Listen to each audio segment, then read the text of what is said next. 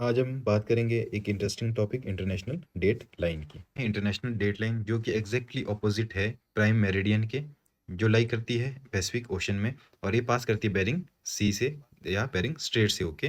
Bearing straight जो join करता है चुकची सी और बेरिंग सी को।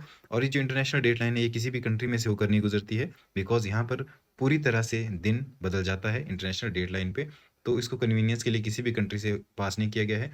Although it passes through 180 degree longitude, but at some places it is zigzag. सो जैसे ही हम प्राइम मेरिडियन से मूव करते हैं वेस्ट की ओर और पहुंचते हैं इंटरनेशनल डेट लाइन तक, तो हम जो है समय में अप्रोक्सीमेटली 12 घंटे पीछे चले जाते हैं।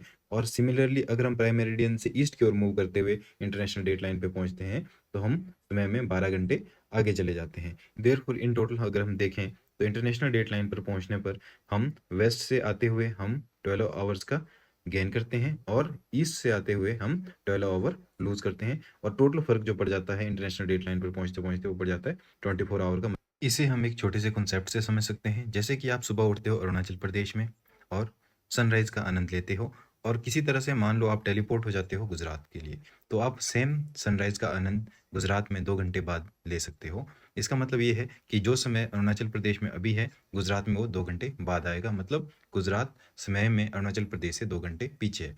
इसका मतलब जैसे जैसे हम वेस्ट की ओर जाते हैं हम समय में पीछे होते जाते हैं। इसे हम एक एग्जांपल के मदद से समझ सकते हैं। फॉर एग्जांपल प्राइम मेरिडियन पे अभी जो है 18 जून के दिन के 12 बजे हैं।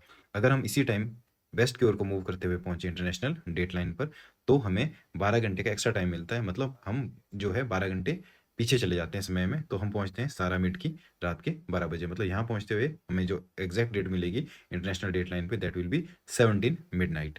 और अगर हम ईस्ट की ओर को मूव करते हुए इंटरनेशनल डेट लाइन पर पहुंचते हैं, तो हम पहुंचेंगे 18 की मिड रात के 12 बजे, बिकॉज हम समय में जो है 12 घंटे आगे चले जाते हैं। मतलब हमें 12 घंटे का लॉस हो जाता है, तो यहाँ पहुंचते हैं हम 18 की मिडनाइट को।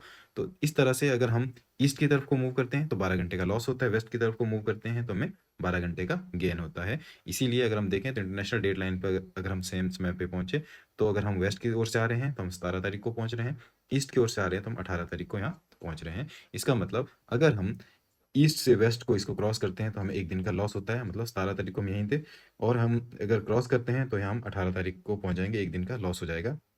सिमिलरली अगर हम इसको वेस्ट से ईस्ट की ओर क्रॉस करते हैं तो हमें एक दिन का गेन हो जाएगा। मतलब हम यहाँ 18 तारीख को थे और हम पिछले दिन में जो है ईस्ट की तरफ को पहुंचेंगे, दैट इज 17। तो हमें एक दिन एक्स्ट्रा मिल जाता है। दैट्स व्हाई यहाँ पे हम टाइम का गेन करते हैं while we move towards east across international date line. जब हम अक्रॉस वेस्ट मूव करते हैं तो हम एक दिन का लॉस करते हैं।